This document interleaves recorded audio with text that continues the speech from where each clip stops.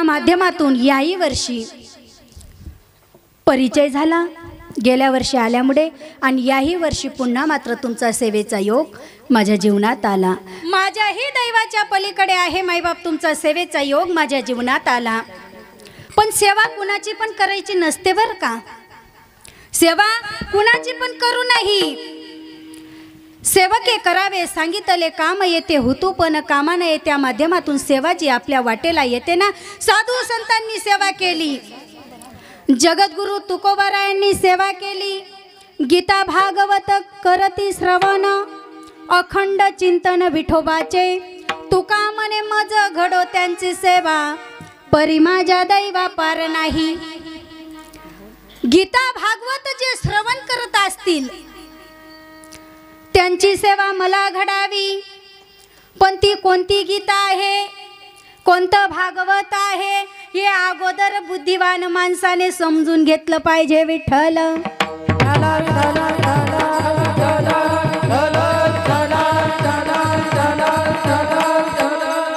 जगद्गुरु तुकोबारायांनी 400 वर्षापूर्वी भागवत केलं.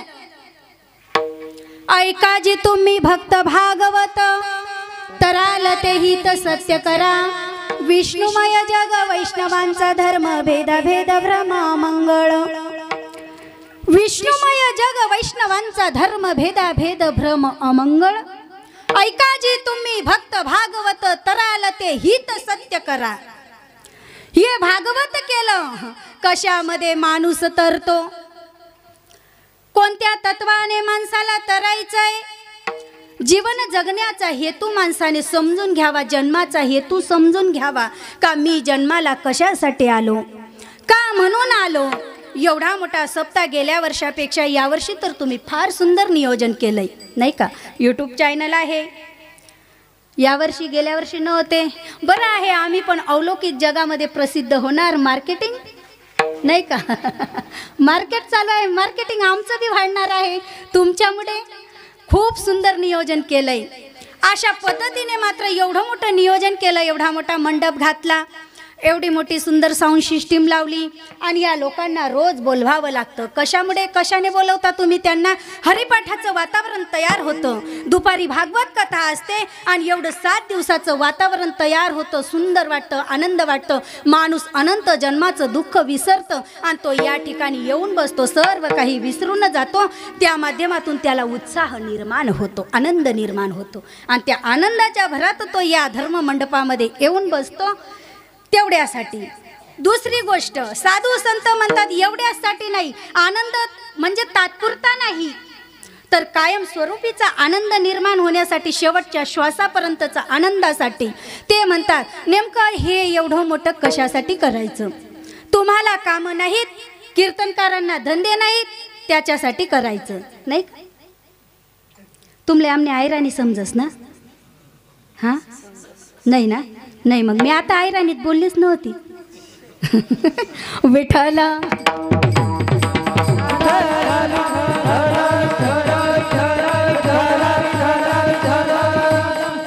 एवढं मोठं नियोजन करण्यामागचा तुमचा एक हेतू आहे. तुमचा आहे का नाही मला काही माहिती नाही, पण आमचं सांगण्याचं काम आहे. माणसाचा हेतू एक आहे, मला देवाची प्राप्ती व्हावी, मला देव भेटावा, मला सर्व काळ माझ्या जीवनामध्ये आनंद यावा, सर्व काळ तो माझ्या संगतीत सानिध्यात राहावा, सर्व काळ मला भगवंत भेटावा. आणि या भगवंत प्राप्तीच्या हेतूने तुम्ही एवढा मोठा धर्माचा मंडप घातला. पण खरं सांगा, आता तुम्हीच नाही, आम्हीच नाही, आपल्या आधी पण कितीतरी गेले असतील, सांगणारेही गेले असतील, ऐकणारेही गेले असतील, पण देव कुणाला भेटला का आतापर्यंत? भेटला का? स्वप्नात तरी आला का? मग एवढं मोठं करून सुद्धा देव भेटत नाही, याच्या मागे काहीतरी कारण असेलच ना, असेल का नाही? जगद्गुरु तुकोबारायांनी परमार्थ केला, देव भेटला का नाही? माऊली महावैष्णव ज्ञानोबारायांनी परमार्थ केला, देव भेटला का नाही? नामदेव महाराजांनी केला, सावता माड्याने केला, जनाबाई, मीराबाई, मुक्ताबाई, एकनाथ महाराज, अनेक संत त्या काळात होऊन गेले, त्यांना सर्वांना भेटला. आणि आम्ही रोज रात्रंदिवस गोड गायन करतो. हो, टाळ वाजवतो, रात्रंदिवस मात्र आमचे सप्ते कथे सर्व काही चालू असून देवाच्या पायाजवळ रात्री झोपलेला असून सुद्धा देव स्वप्नात नाही, याला कारण काय असेल? कधीतरी माणसाने विचार करायला पाहिजे का नको? म्हणून सांगितलंय माऊलींनी हरिपाठामध्ये, बुद्धीचे वैभव अन्य नाही तुझे, एका केशवराज सकळ सिद्धी. आणि ज्याने बुद्धीचा वापर केला त्याला म्हणतात सिद्धी बुद्धी धर्म. हरिपाठी आले आणि प्रपंच निमाले. तोच साधू 700 वर्षापासून आज माऊली सांगतात, तो साधू बोध झाला, तो नुरोणी आठेला आणि ठाईच मुरला, अनुभव विठ्ठल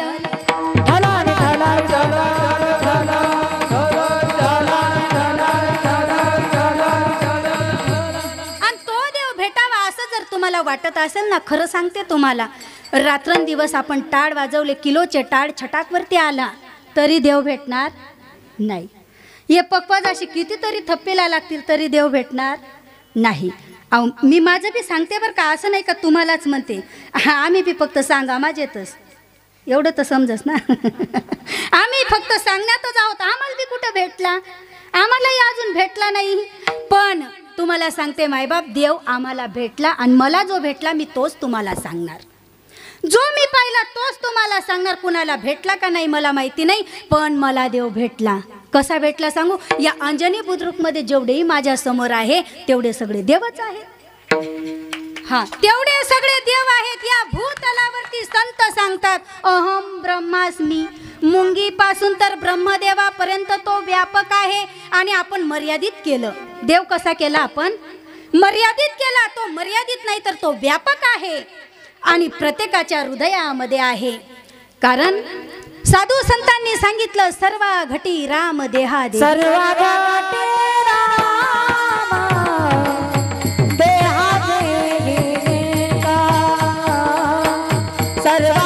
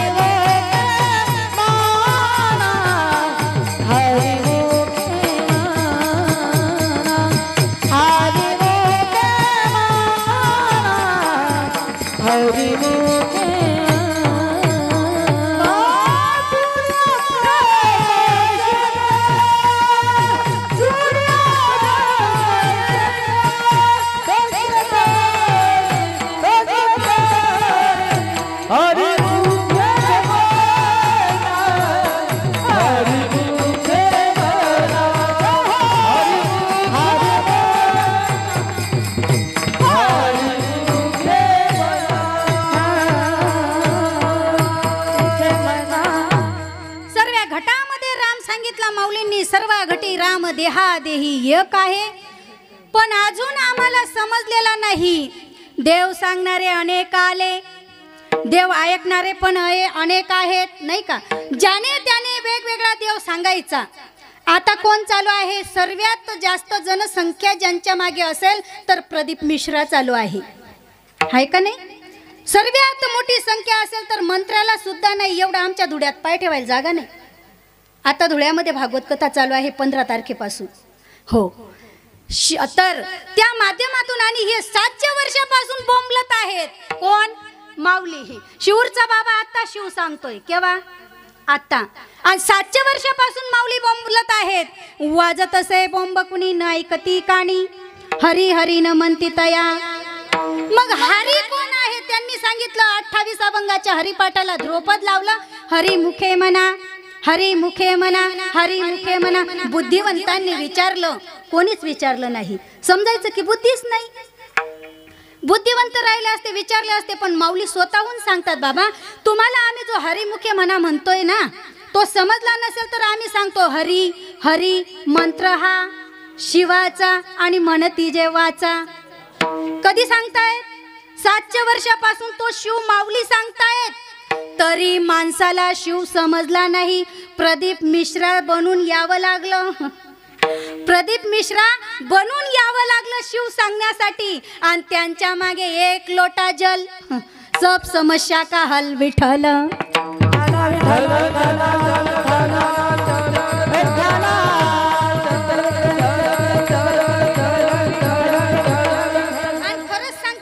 शिवाचे अनुभव मला बी आहे. मला बी काही संप्रदाय माहीत नव्हता. संप्रदाय मला माहीत नव्हतं. त्या टायमाला मी शिवभक्ती करत होती. आणि शिवभक्ती करत असताना खूप कडक उपवास करायचे प्रदोष शिवाचे. अंतकरणापासून शिवभक्ती मनामध्ये, शिवस्तुती पूर्ण पाठ. रोज सकाळी उठून तेच गुण गायचे. माझे दोन्ही कान गेलेले होते. 100% वैरी होती. किती? 100% होती खरंच. आणि मला एवढे अनुभव आले. बाकी लोक म्हणायचे ऑपरेशन केल्यानंतर बी ऐकू येत नाही, कोणी म्हणायचं केल्यानंतर ऐकू येतं, कोणी म्हणायचं ऐकू येत नाही. एवढी मी विचार करायची कसं होईन बुवा माझं. जर का मला नाही ऐकू आलं तर मी जगणार नाही. आपल्याला लोक आरोड्या मारतील आणि त्यांच्याकडे लक्ष राहणार नाही. काय फायदा जीवन जगून ऐकू आलं नाही तर. आणि मला असं वाटत होतं त्या टायमाला का मी एकटीच बैरी आहे. मला असं वाटत होतं का मी एकटीच बैरी आहे. दवाखान्यात गेली कान नाक घशाच्या. त्या टायमाला पाहिलं तर बरेच लोक माझ्यासारखे होते. म्हणजे बरं वाटलं मला. बरं वाटलं बुवा आपल्यासारखे अजून दुसरे बी आहेत. खूप बरं वाटलं. पण विचार केला, डॉक्टरांना विचारलं, डॉक्टर मी जर ऑपरेशन केलं मला ऐकू येईन ना? खरंच ऐकू येईन ना? 100% ऐकू येईन ना? ते म्हणायचे, वयोवृद्ध होते, अगं बाई हो ना, किती विचारशील, तुला 101% ऐकू येईन. आणि एकच कानाचं ऑपरेशन केलं, दुसऱ्या कानालाही गुण लागला, त्याची गरज आली नाही. नाही तर दोघांचं सांगितलं होतं ही शिवभक्तीमध्ये तुम्ही जे मागणार तो देणार. रावणाने लंका मागून घेतली, देऊन टाकली. त्या लंकेमध्ये शोभणारी सुंदर स्त्री मागून घेतली, त्याची बायको, ती पण देऊन टाकली. आता कोण देईन? नाही, मागणार बी नाही कोणी. मागणाराही तशा वृत्तीचा नाही तर काय देणारे देतील. मागणाऱ्याची वृत्ती खराब आहे, रावणाची वृत्ती खराब न होती. विठ्ठल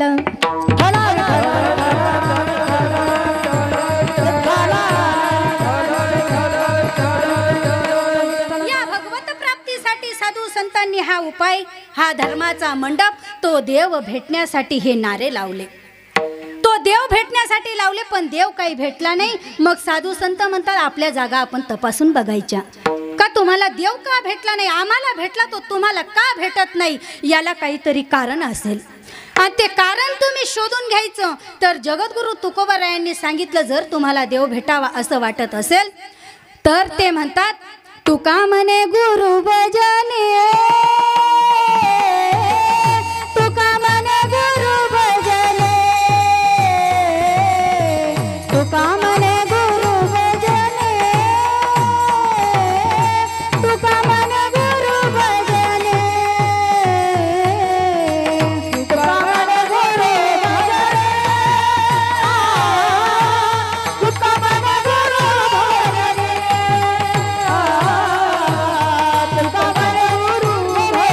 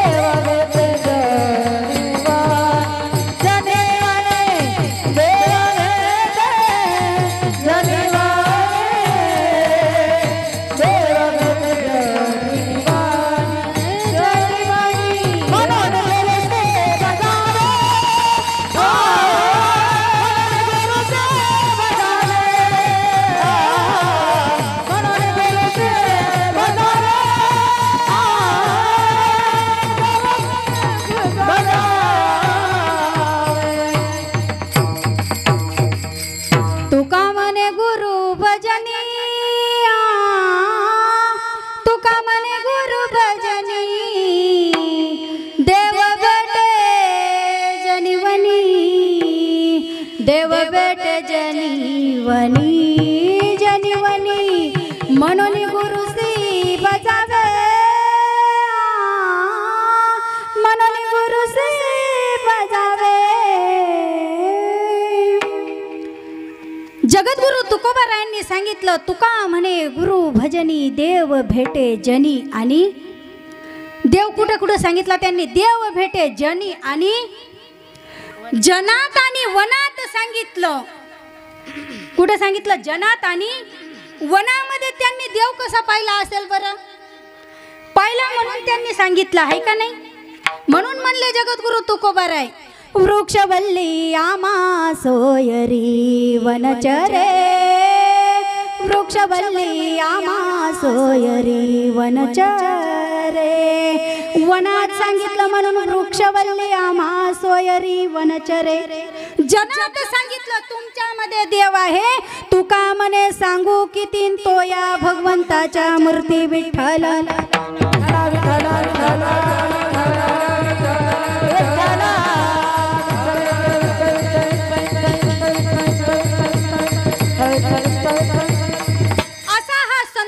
परमार्थ आतापर्यंत त्यांनी सांगत आलेला तो या दोन पायाच्या जीवासाठी उपदेश होता।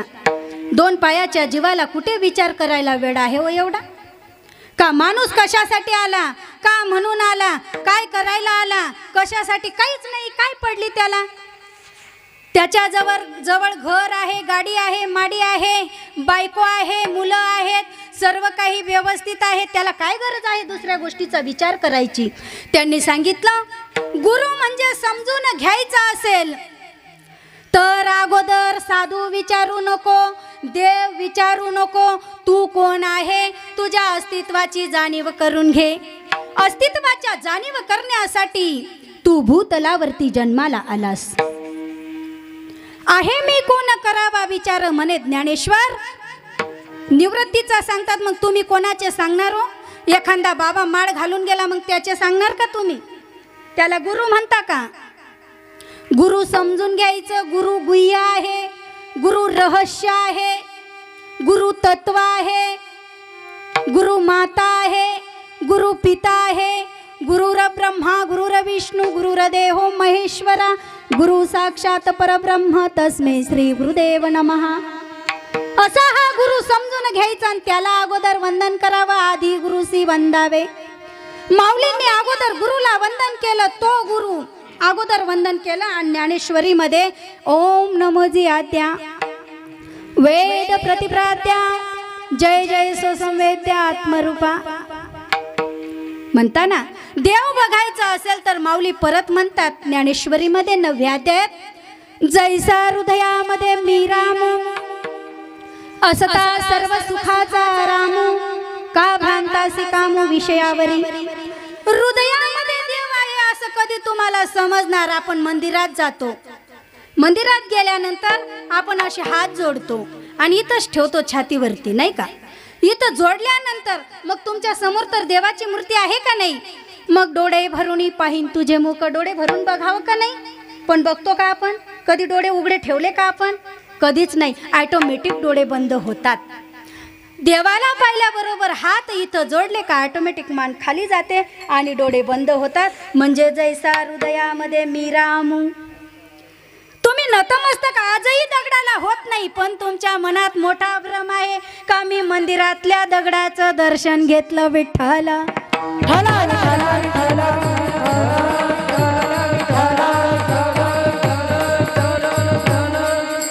दगडाचा देव बोलेल तो कैसा, कोण काढी वाचा येईल त्यासी। दगडाचा देव बोलेल तो कैसा, कोण काढी वाचा येईल त्यासी। जगद्गुरु तुकोबाराय म्हणतात, अरे नाही घडविला नाही बैसविला, भेटावयाला पुंडलिक स्वयंभू आमचा विटेवरी उभा, चैतन्याचा गाभा पांडुरंग। नाही घडविला नाही बैसविला। हा पुढे काय म्हणतात ते माहिती का? तुका म्हणे मूर्ती घडविल्या म्हणती, तया प्रति मुखे साखर पडो। नाही ना? हा हुशार आहेत बाबा, तुम्ही यांना बी सांगत जा ना तुमच्या सानिध्यातले म्हाताऱ्यांना। नाहीतर ना तर येणारच नाही तुम्हाला जोडे. हां, म्हातारे तरी येतील, तरुण तर जाणारच नाही, ते येत नाही. आमची सासूबाई होती, त्या म्हातारीजवळ आम्ही काही बसलो नाही, गेल्या आम्ही त्यांच्या सुनेजवळ गेलो. इथं संभाजीनगरला राहत होते, आतापर्यंत औरंगाबाद येत होतं तोंडात. आता संभाजीनगर आहे, तर तिथं संभाजीनगरला राहतात. गेल्या त्यांच्याकडे गेलो, कल्पनाताई कुठे गेली आणि आत्या विसरलोच आम्ही. विसरल्यानंतर आत्याकडे आलो, नंतर आत्याचं पायाला लागून दर्शन गिर्शन घेतलं. म्हणे माझ्याजवळून गेल्या तुम्ही आणि कल्पना करतात, तुम्हाला काही लाजबीज वाटत नाही का? असं झालंय म्हणे तुमचं. नाहीतर नासनी पडणी मिठी आणि म्हातारासले देखी डोकं उठी म्हणे. असे तिकडे म्हणतात. तरुणांची मिठी पडली आणि म्हाताऱ्यांना पाहून तुमचं डोकं उठतंय असं त्यांना म्हणायचं होतं, म्हणून ते आमच्या भाषेत म्हणे नाहीतर नासनी पडणी मिठी आणि म्हातारासले देखी डोकं उठी. तसं या बाबांजवळ कुणी बसणार एक तरुण नाही. पण तुम्हाला सांगू का, म्हाताऱ्या माणसाची वाढत्या वयानुसार जर बुद्धी वाढती असली ना, तरुण ऑटोमॅटिकच येतात. विठ्ठल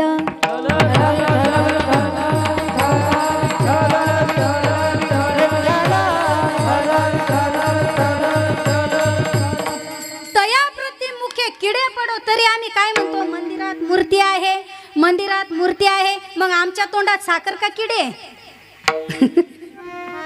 आपण विचार करून घ्यायचा आपला. विठ्ठल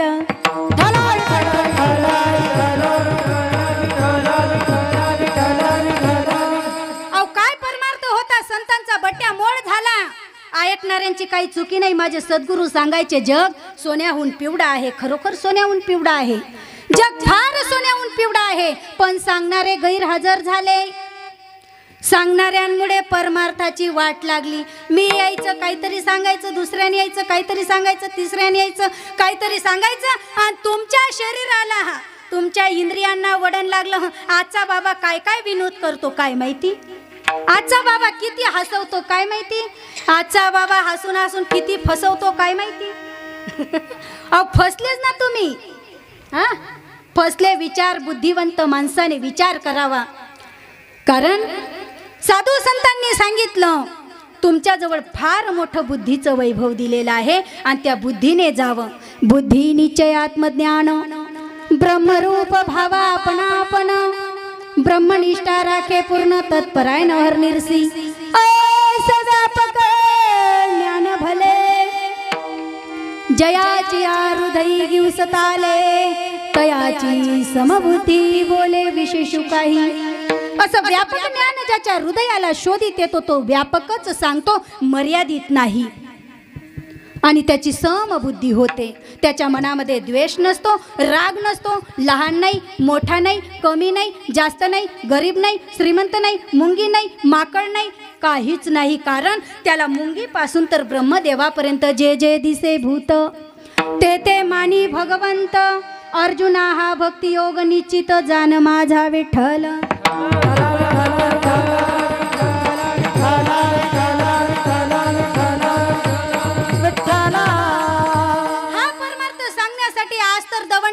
जाते पण पूर्वीही दवंडी संत देत होते.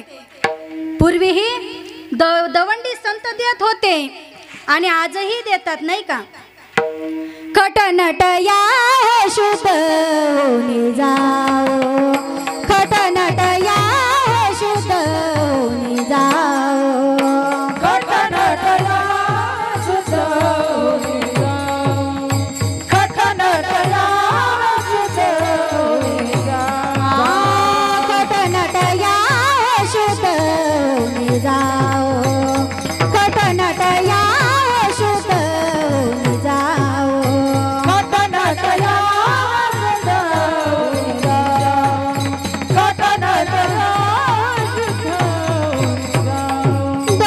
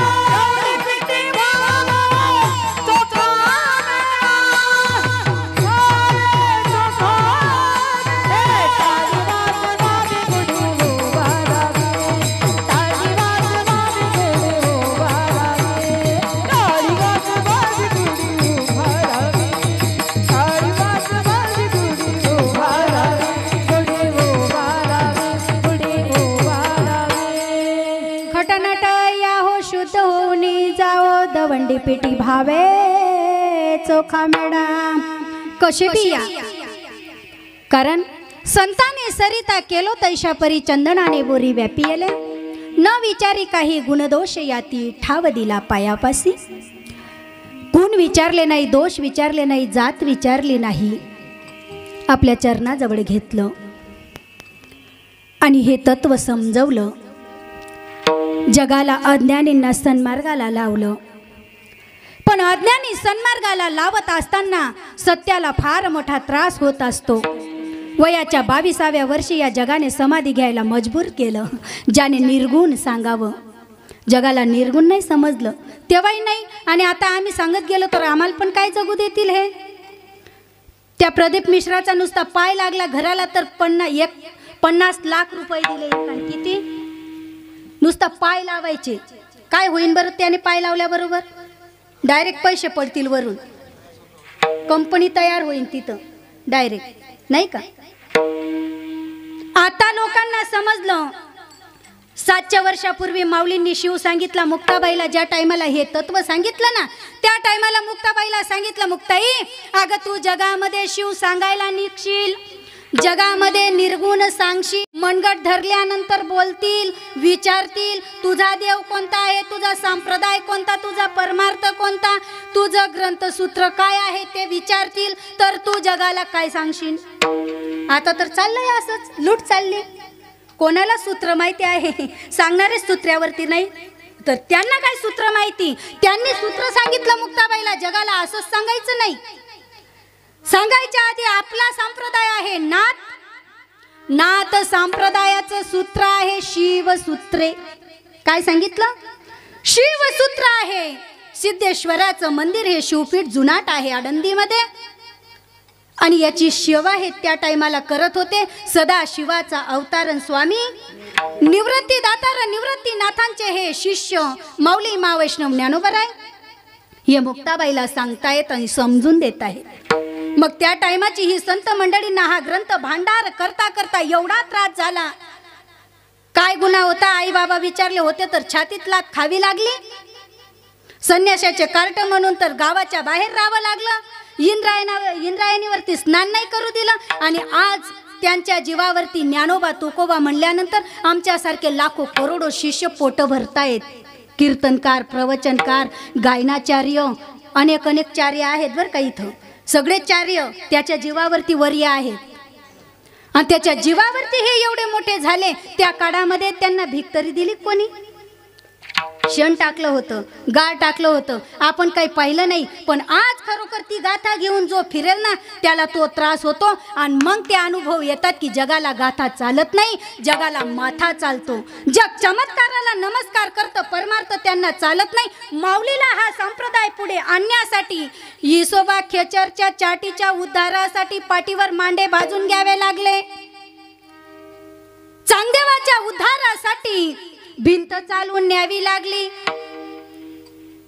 हा चमत्कार न होता साक्षात्कार होता. साक्षात्कार झाली या सहज समाधीन. तुका म्हणे उपाधी गेली, त्याची ते उपाध्या करत नाही. आता मंत्र तंत्राच्या बळावरती रिद्धी सिद्धीच्या नादी लागून उपाध्या करायला लागले. रिद्धी सिद्धी निधी अवघीच जवत्या परमानंदी मन नाही. रिद्धी सिद्धीच्या बळावरती कोणी आईचं दूध उडवतं तर कोणी गाईचं दूध उडवतं. हे रिद्धी सिद्धीमध्ये नाही तर काय आहे? त्या टायमाला त्यांच्या जवळ बी होती, पण जगाच्या उद्धारासाठी चमत्कार करून घ्यावा असे साधू. ज्याचे सगळे गेले, आणि ज्याचे सगळे गेले त्याला काही जगू देत नाही. त्याच्यामुळे ते ठेवावेच लागतात. आता जर मला कोणी मारून घेतलं तर मी मार काय समजासू का तुम्हाला गाव माहीत. मग त्याच्यामुळे आमच्या जवळ बी हात आहे.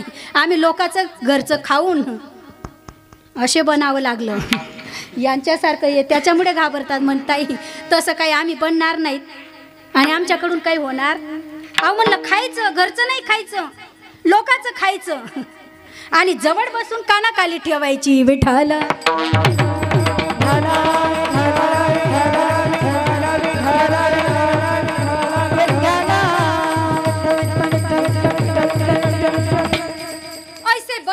अनेकांच्या अंगी माऊली मा वैष्णव ज्ञानोबारायांचा संप्रदाय सांगावा जगाने एवढं सोपं नाहीये. फक्त काय आहे, ऊस डोंगा परी रस नवे डोंगा, काय भुलला सिवरलिया रंगा. नदी डोंगी परी जड नवे डोंगा, काय भुलला सिवरलिया रंगा. कमान डोंगी परी तिर नवे डोंगा, काय भुलला सिवरलिया रंगा. चोखा डोंगा परी भावनो वे डोंगा, काय भुलला सिवरलिया रंगा. वरच्या रंगाला भुलणार जग वरच्याच रंगाला भुलून नादी लागलं. अहो त्यांनी सांगितलं तुमच्या घरामध्ये धन द्रव्य संपत्ती पाहिजे असेल तर ते त्रिमुखी पान घ्यायचं. एकाला गौरीच्या नावाने लावा, कुळदेवताच्या नावाने टिळा लावा आणि शिवाच्या नावाने लावा आणि उलटं व्हा. 1 लोटा पाणी टाका, तुमच्या सर्व समाधान होईल. समस्याचं हल आहे त्याच्यात, सर्व समस्या नष्ट होतील असं त्यांनी सांगितलं. पण इथं साधू संतांनी सांगितलं परत द्रव्य, तुम्ही द्रव्याची हाव करतायत. या परमार्थामध्ये द्रव्य नाही सांगितलं. नको देऊ देवा पोटी हे संतान. त्यांनी सांगितलं मूल नसेल होत तर तुम्ही शिवावरती पाणी टाका, मूल होईन. देईन, द्यावं लागेल त्याला. तो काय आपल्याला मूल देऊन उपकार थोडी करतोय. अहो त्याला सृष्टी वाढवायची आहे, त्याच्यात बी त्याचं स्वार्थ आहे. जो सृष्टी बनवतो ना त्याच्यात पण त्याचा स्वार्थ आहे. मग तो काय उपकार करणार. म्हणून जगद्गुरु तुकोबाराय म्हणतात नको देऊ देवा पोटी हे संतान, माया जाळ जाण नाठविसी. नको देऊ देवा द्रव्य आणि भाग्य, तो एक उद्वेग होय जीवा. तुका म्हणे करी फकीराज परी, तरीच हरी येईल मुखे. नको देऊ देवा द्रव्य आणि भाग्य, तो एक उद्वेग होय जीवा. आम्ही त्याच्यासाठी नवस करायला लागलो, आम्ही तेवढ्यासाठी नवस करायला लागलो. पण तुम्ही जर नवस करायचा असेल आणि खरोखर शिव पूजायचा असेल तर रोज पाणी घाला त्यांनी सांगितल्याप्रमाणे. पण एक सांगा त्या शिवाला, हे बेलपान आज वाहिलं तर माझा काम जाऊ दे, दुसऱ्या दिवशी बेलपान घेऊन जायचं. माझा क्रोध जाऊ दे, माझा मद जाऊ दे, मत्सर जाऊ दे, दंभ जाऊ दे, अहंकार जाऊ दे, माझे 6 विकार जाऊ दे. असं बेलाचं पान टाकून तुम्ही त्या शिवाच्या पिंडीवरती सोडा आणि ते प्या, नाहीतर आंघोळ करा, काही फरक नाही. पण असं सांगा ते सुद्धा देईन. जे जे तुम्ही मागतोय ते ते देतोय का नाही. मग हे जर तुम्ही मागितलं का देणार नाही, हे तुम्ही मागत नाही, हे वाढवतायत तुम्ही. मला मूल पाहिजे, त्याच्यासाठी त्याला काम उत्पन्न करावा लागेल. भूताच्या ठाई कामू, तो म्हणे मी आत्माराम. तुम्ही त्या गोष्टी उत्पन्न करतायत त्याच्याकडून मागून. अहो तुमच्या काय विकाराचा नाश होईल नि काय परमार्थ होईल. माया जाळमध्ये परत अडकणार आणि अडकून तुम्ही असेच नरकाला जाणार. विठ्ठल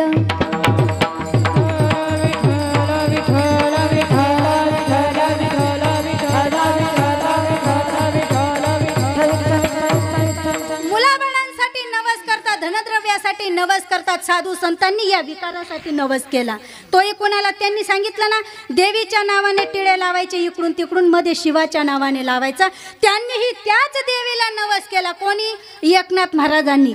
सत्वर पावगा मला भवानी आई रोडगा वाहीन तुला, सत्वर पावगा मला भवानी आई रोडगा वाहीन तुला, सत्वर पावगा मला भवानी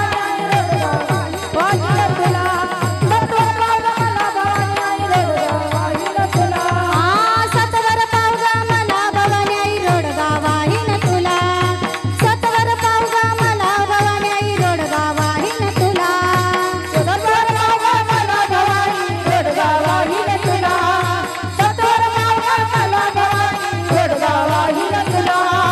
सासरा माझ्या गावी गेला तिकडेच कापवी त्याला भवानी आई रोडगा वाहीन तुला, सत्वर पावगा मला भवानी आई रोडगा वाहीन तुला, सत्वर पावगा मला भवानी आई रोडगा वाहीन तुला, सत्वर पावगा मला भवानी रोडगा वाहीन तुला, सत्वर पावगा मला भवानी आई रोडगा वाहीन तुला, रोडगा वाहीन तुला. त्यांनी नवस केला वेगळा ना आपण केला वेगळा. सासरा माझा गावी गेला तिकडेच खपवी त्याला भवानी आई रोडगा वाहीन तुला, सासू माझी चाच करते लवकर कर दाढी तिला, भवानी आई रोडगा वाहीन तुला, जाऊ माझी फडफड बोलते बोडकी कर गे तिला, भवानी आई रोडगा वाहीन तुला, नंदेच पोर किरकिर करत खरूज होऊ दे त्याला, भवानी आई रोडगा वाहीन तुला, दादला मारून आहुती देईन मोकळी कर गे मला, भवानी आई रोडगा वाहीन तुला, एका जनार्दनी अवघे मरू दे एकटीच राहू दे मला, भवानी आई रोडगा वाहीन तुला, सतवर पावगा मला भवानी आई रोडगा वाहीन तुला, सतवर पावगा मला भवानी आई रोडगा वाहीन तुला,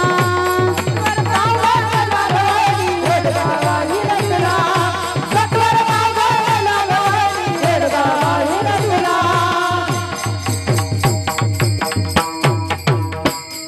त्यांचा हा नवस आणि आपला हा नवस. दंभ सासरा गावी गेला तिकडेच खपी त्याला माया अशी सांगितली. आम्ही ती माया उत्पन्न करतोय. दे देवा मला मूल, मूल झाल्यानंतर माया उत्पन्न होते. काही झालं तरी मेकर वरून मला उद्या घरी जायचंच आहे. एकच दिलं पण माया लागली ना. आणि जोपर्यंत माया जात नाही, तुला जर जीवनाचं सार्थक करायचं असेल तर मुक्ताबाईला सांगितलं, मुक्ता मायेचा संकल्प करीव बाई, बाडे वज्रासन करुणी मनन करावे निज ध्यान सद्गुरुचे ते. ओम तोची गुरु सो तोची शिव, या दोहीचा लाघव करीव बाई. एके झाल्यावरी उठेल बांबाड, कोटी सूर्यकडा प्रकाशल्या, केचरी मुद्रा नासग्रे दृष्टी, स्वयंभू पाटी पोटी भरला बाई. ज्ञानदेव म्हणे ऐक मुक्ताबाई, या करता उपदेश नाही आता. जगामध्ये ज्ञान सांगणारे अनेक आहेत, पण जे ज्ञान माऊलीने सांगावं हे सांगत नाहीत. का की त्यांच्याजवळ ते नाही. आणि तुम्हाला वाटत नाही का आम्हाला इथे मिळावं? अहो, सोनाराच्या दुकानामध्ये जाऊन अलंकाराला माणूस भांबवतं. असं वाटतं हे सगळंच घेऊन टाकावं, सगळंच घेऊन टाकावं. पण काय करावं? 1 ग्राम घ्यायची बी आपली ऐपत नाहीये. 6,000 रुपये ग्राम झालं, 6,500 झालं असेल. तेव्हा तोडा आपण काय घेणार? ज्याच्याजवळ पैसा असतो ना, तो 10-20 तोडा सोनं खरेदी करतो, 50 तोडा बी करतो. त्याला ऐपत आहे, आपल्याजवळ नाही. पूर्वजन्मीच्या पुण्याईचा साठा लागेल, तेव्हाच माऊलीचं तत्वज्ञान त्याच्याजवळ येईल. राजगुह्य योग असाच नाही दाबून ठेवला त्यांनी. ज्ञानेश्वरी वाचून 1000 पारायण करून राजगुह्य योग लोकांना समजत नाही. गुह्य कशाला म्हणतात?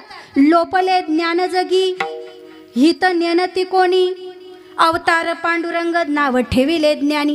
प्रकट गुह्य बोले, प्रकट गुह्य बोले, विश्व ब्रह्मची केले. काय बोलला? गुह्य काय बोलतं? बोलत असतं का? बोलत असतं? मी तर मुक्ताबाईच्या मुखातून ऐकलं होतं का एक गुह्य बोलत नाही म्हणले होते ना एका ठिकाणी. मोठ्या हौसेने पती म्या केला, परी तो बोलत नाही मजला, जाऊन राहते त्याच्या घराला, उगीच मौन ठेला बाई बाई, जाते ग मायराला बाई बाई, जाते ग मायराला बाई बाई, जाते ग मायराला बाई बाई, जाते ग मायराला. मोठ्या हौसेने पतिम्या केला, परी तो बोलत नाही मजला. गुह्य बोलत, गुह्य बोलत, पण तो तुझ्याशी बोलेल तिथपर्यंत साधना करावी लागेल. साधना जगच विसरलं, साधनाच माहिती नाही. साधन करण्यासाठी, साधनेसाठी साधन घ्यावं लागेल. साधन घेतल्यानंतर त्या साधनेचा वापर करावा लागेल, साधना करावी लागेल. तेव्हा तुमच्यातले विकार जातील आणि भगवत प्राप्तीचे लक्षण ते अनुभव तुम्हाला येतील. जोपर्यंत आपल्यातले विकार जात नाही तोपर्यंत भगवंताचे अनुभव येत नाही.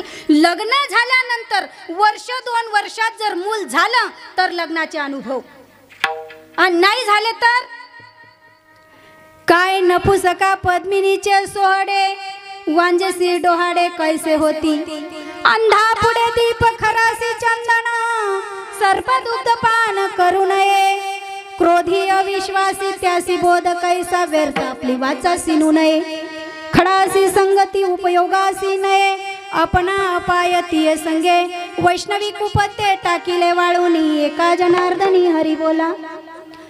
हा संतांचा परमार्थ आहे, हा वैष्णवांचा परमार्थ आहे। आणि वारकरी संप्रदाय ज्याला म्हणतात ना, 4 संप्रदाय मुळातले वारकरी संप्रदाय नाही, वारकरी या संप्रदायात जाऊन वारी करावी लागेल, त्याला म्हणतात वारकरी। बरं मग कोणतं साधन घेऊन वारी केली असेल, कोणती वारी केली असेल? बरं आम्ही दरवेळेस जातो पंढरपुरामध्ये, मग असं म्हणतो का, जय जय विठ्ठल रखुमाई, जय जय विठ्ठल रखुमाई। नाही नाही नाही हा, कशामुळे? संतांविना प्राप्ती नाही ऐसे वेद देती ग्वाही। संतांशिवाय प्राप्त नाही म्हणून जात असताना काय म्हणतो आपण? ज्ञानोबा राया माझ्या तुकोबा राया,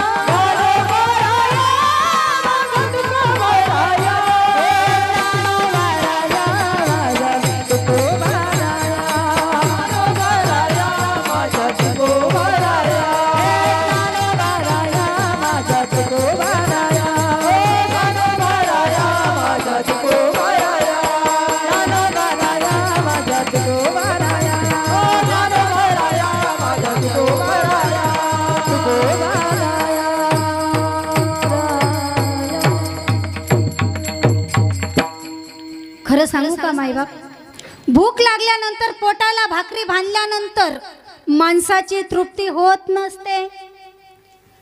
तुमच्याकडे तसंच आहे का? भूक लागल्यानंतर पोटाला भाकरी बांधता का? मग पोट भरून जेवण होतं असं नाही ना?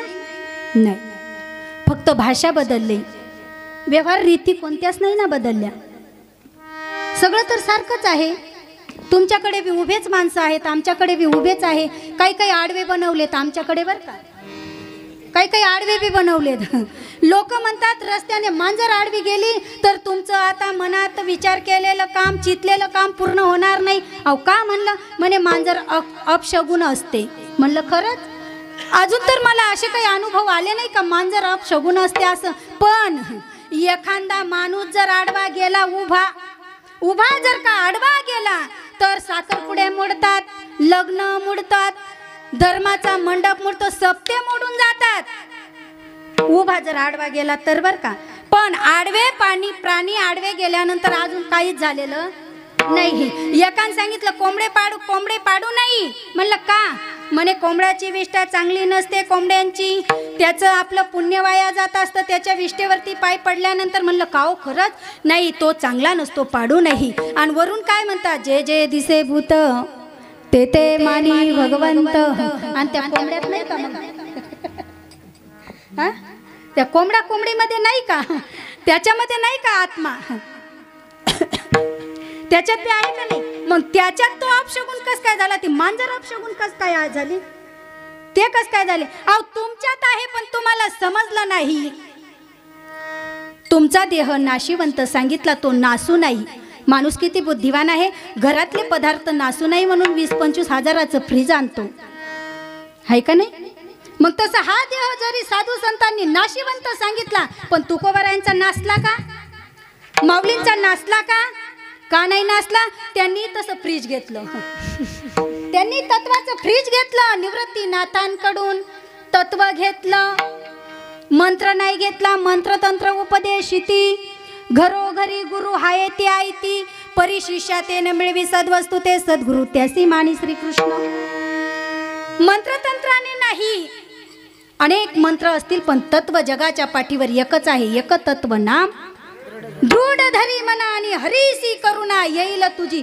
करुणावंत आहे, तुम्ही मागणार ते देणार, तोच शिव 700 वर्षापासून सांगितलाय माऊलींनी. पण तो आज त्या बाबाने त्याचं रूप धारण केलं, कारण देव नटला नानापरीने नटून प्रदीप मिश्राच्या रूपात आला आणि आता शिव समजला. बरं झालं, धूळ तरी निघाली त्याची, त्याच्यावर धूळ बसला होता. बरं आहे कुणीतरी सांगावं, कमीत कमी यांना निर्गुण कधी समजणार, सगुणाला तरी लागतील. पण सगुणाने नाही चालणार बरं का, एका बाजूने परमार्थ होत नसतो. नाण्याला जर दोन्हीकडून शिक्का एकच असला ना, तो कधीच चालणार नाही. म्हणून त्याच्याकडून छापा, त्याच्या दोन्ही बाजू छापा आणि काट्या हे दोन्ही बाजू आहेत. तसं सगुण आणि निर्गुणाची या पंचमहाभूताच्या ज्ञानावरती शिक्का असेल तरच तो जीव तरणार, नाहीतर तरू शकत नाही. तो साधू तुमच्या जीवनात आला पाहिजे, जो निवृत्तीनाथ ज्ञानोबरायांच्या जीवनात आले, त्याचा साधूचा बोध झाला पाहिजे. तो साधू सांगितला, आणि त्या साधूचा बोध ज्या दिवशी होणार, नुरोनिया ठेला. याचा अर्थ काय होतो? नुरोनिया ठेला म्हणजे जे नसून सुद्धा उरलेत, जे नसून सुद्धा उरले त्यांना नुरोनिया ठेला म्हणतात. आज माऊली आहेत का? पण गेले असं कुणी म्हणन का? नाही म्हणू शकत. का म्हणू शकत नाही? कारण की समाधी संजीवन हरिपाठ, संजीवन समाधी म्हणली. आणि म्हणून म्हणतात, जे गेले ते नसून सुद्धा उरलेले त्यांना नुरोनिया ठेला म्हणतात. त्या साधूचा बोध झाल्यानंतर हे अनुभव जीवाला येतात. ते माऊली अभंगाच्या प्रथम. साधू बोध झाला नुरोनिया ठेला, साधू बोध झाला नुरोनिया ठेला, साधू बोध झाला नुरोनिया ठेला, साधू बोध झाला नुरोनिया ठेला, साधू बोध झाला नुरोनिया ठेला,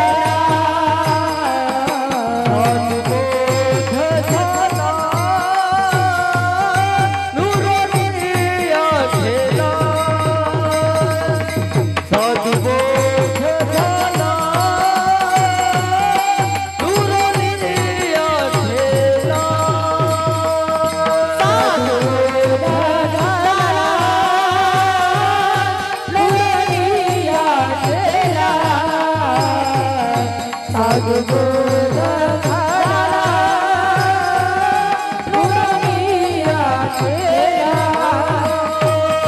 ठाईचा उरला अनुभव, ठाईचा उरला अनुभव, हरिमुखे मना, हरिमुखे मना, हरिमुखे मना, हरिमुखे मना, ठाईचा उरला अनुभव,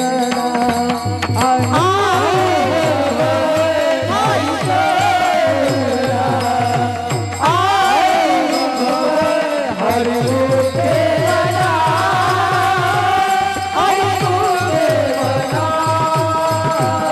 हरिमुखे मना, हरिमुखे मना, हरिमुखे मना, साधू बोध झाला नुरोनिया ठेला, बोध झाला नुरोनिया ठेला, साधू बोध झाला नुरोनिया ठेला, काहीचा उरला अनुभव, साधू बोध झाला नुरोनिया ठेला, काहीचा उरला अनुभव, हरिमुखे मना, हरिमुखे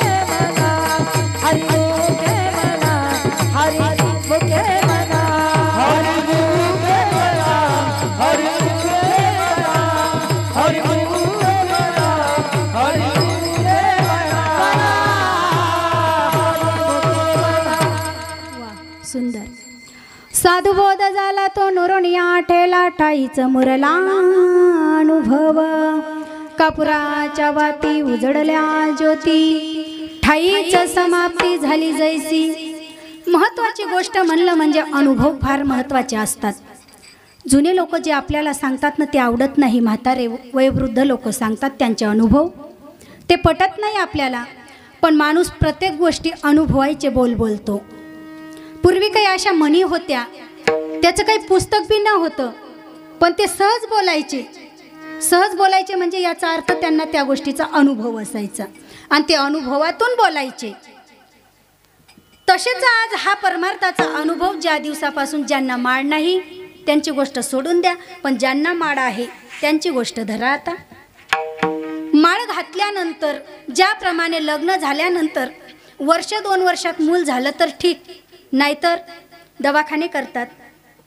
कोणामध्ये दोष आहे ते बघतात नाही का. आणि जर स्त्रीमध्ये दोष निघाला तर तिला फारकती देतात आणि पुरुषामध्ये निघाला तर बिचारी देते फारकती. नाही झालं तर नाही झालं म्हणते, पण ती देत नाही. आणि तरी सगळेजण उठून बायांनाच बोलतात. तीच तर जास्त सहन करते. अशा पद्धतीने अनुभव आल्यानंतर माणसाने लग्नाचे अनुभव 2-3 वर्षात नाही आले तर काय नपुसका पद्मिनीचे सोडे. यदा कदाचित बाई तुला माळ घातल्यानंतर एकनाथ महाराजांना म्हणायचं होतं, माळ घातल्यानंतर टिळा लावल्यानंतर अनुभव येत नसतील तर तुझा नवरा नपुसक असेल. वस्तुस्थिती देणाऱ्याला हे तत्वज्ञान माहिती नसेल असं त्यांचा सांगायचा हेतू होता. तुमच्या गळ्यात ज्याने माळ घातली त्याचे अनुभव तुम्हाला नाही आले तर त्यालाही ती गोष्ट माहिती नसेल, म्हणून तुम्हाला ते अनुभव नाही आले. अशा पद्धतीने त्यांना म्हणायचं होतं. त्याच पद्धतीने साधू संतांनी 700 वर्षाचे अनुभव सांगितले, साधूचा बोध सांगितला. आता तर अनेक साधू आहेत, कोणाला साधू म्हणावं तेच समजत नाही. आणि कलियुगामध्ये जर असेच साधू येतील, कसे, ज्या टायमाला सीतेचं अपहरण केलं होतं ना, तो साधू बनून आला होता रावण, तसे कलियुगाचं संकेत होतं बरं का. ते साधूच्या वेशामध्ये त्याने यावं, सीतेचं अपहरण करावं, ते कलियुगाचं संकेत होतं की असे साधू येतील आणि सीतेचं अपहरण करतील. अशा साधूंपासून सावधान. अशा साधूंपासून सावधान सांगितलं. पण अशा साधूंच्या मागे एवढी गर्दी मी पाहिली, एवढी गर्दी पाहिली. किती दिवस राहीन? 2-4 वर्षांनी जेलमध्येच राहील. लिहून घ्यायचे शब्द. व्यासपीठावरती आहे, माझी आबडे नाही म्या बोलत. खूप होते असे जनसंख्या मागे फिरवणारे, होते का नाही? आतापर्यंत रेकॉर्ड आलं का नाही? इथून पुढे बी येणार. सर्वसामान्य माणसाला जग किंमत नाही देत. म्हातारा बाबा आहे, बरे मोठे कपडे घालून तुमच्या समोर बसला, पण साधू कसे होते? जना माझी राहे परी जगा वेगळी गोष्ट सांगे, त्याला साधू म्हणतात. तुमच्याच जवळ बसायचं, तुमच्याच जवळ राहायचं, तुम्ही दिलं ते खायचं, ते साधू होते. अशा पद्धतीने हे साधू आले. आता कुणी साधू होतं? कामाचं दुःख लागलं म्हणजे साधू झाला. आमच्याकडे म्हणायचे ते पितरपाटाचा महिना येतो ना पितृपक्षामध्ये, तेव्हा खूप ऊन असतं. एवढं ऊन पडतं, एवढं ऊन पडतं. ते जुने लोक सांगतात, म्हातारे लोक म्हणले, या उन्हामध्ये पूर्वीचे लोक बाबा बनून निघून जात होते म्हणे. एवढं ऊन पडायचं. बाबा बनून का बरं निघून जात होते म्हणलं ते? कारण पूर्वी खूप काम करावं लागत होतं, लय ऊन होतं आणि खायला पूर्ण भेटत नव्हतं. त्याच्यामुळे ते साधूचं रूप घ्यायचं आणि निघून जायचं. काम बी नको, बायको बी नको, मुलंही नको, पितृपक्ष संपला का घरी यायचं. तेवढ्याच दिवसापुरतं काहीच नको. हां, असं होतं. त्या पद्धतीने आताही तसे बाबा आहेत. अशा पद्धतीने एका घरामध्ये 2 भाऊ, दोघं भावांचं चांगलं चालू होतं. मग लग्न झालं. कालांतराने बरेच दिवस मोठी बाई पण समजूतदार होती, पण लहान्या काही समजूतदार नसता बरं का. मी पण लहान आहे जावांमध्ये. मी माझं सांगते बरं, तुमचं नाही सांगत. तुम्ही काय म्हणणार? तुमच्यामध्ये बी लहान जावा असतील, तुम्ही म्हणणार ही ताई आमचं सांगते काय बा, तुमचं नाही बा आम्हाला सांगायचं, मी माझं सांगते, कुणाला पण कोणाचं सांगू नये. त्याच्यामुळे लहान काही समजदार न होती, पण तरी मोठी बाई समजदार, मोठा भाऊ पण समजदार असतो बरं का. तुमच्याकडे आहे का नाही मला माहिती नाही. जेणेकरून 75% समजदार असतात, त्यांच्यामध्ये 10-20% ते पण मतलबी असतात. लहान्या भावांना असेच सोडून देतात. तसे सगळे सारखे नसतात, पण जास्त करून मोठे भाऊ फार समजदार असतात आणि मोठ्या बाया पण समजदार असतात जावांमध्ये. अशा पद्धतीने खूप दिवस चाललं. मुलं मोठे मोठे झाले. सगळं काम यानेच करायचं, त्याने काहीच काम करायचं नाही. मग आता ती मोठी बाई म्हणली, बस झाले बाई, आता सगळं तुम्ही करायचं का? कुठं कुणाला घ्यायचं म्हणलं तुम्ही, मेलं कुणी तर तुम्ही, लग्न म्हणलं कुणाचं तर तुम्ही, कोणी घरी आलं तर तुम्हीच, घेणं तुमचं, देणं तुमचं, शेतात काम करणं तुमचं. मग हे कशासाठी राहत आहेत घरामध्ये? त्यापेक्षा ज्याचं त्याचं वाटणी करून टाका ना म्हणले, कशाला ठेवता डोक्याला ताण? मग केल्या वाटण्या केल्यानंतर मोठ्या भावानं सांगितलं, तुला जो हिस्सा आवडत असेल तो हिस्सा जमिनीचा तू घे, मला सोडून दे, मी तो घेईन, तू तुझा. तुला जे घर आवडत असेल, स्लॅबचं घर तू घे, मातीच्या घरात मी राहीन, पण घे करून तर बघ कसं करावं लागतं. मग दिलं सगळं, याचं दिलं त्याचं दिलं. तो म्हणतो, काय लागतो करायला? शेतीचे कामं असे कामं होतात शेतीचे पटापट, याला काय वाटतं मीच करतो, मी पण करून दाखवतो. असा त्याने विचार केला. झालं ज्याचं त्याच्या वाटण्या. 2-3 बिघा शेत याचं, 2-3 त्याचं. आणि आमच्याकडे ज्वारी पेरतात, कापूस लावतात. आता त्यांनी पेरली ज्वारीचं बियाण्याच्या बॅगा दोघांच्या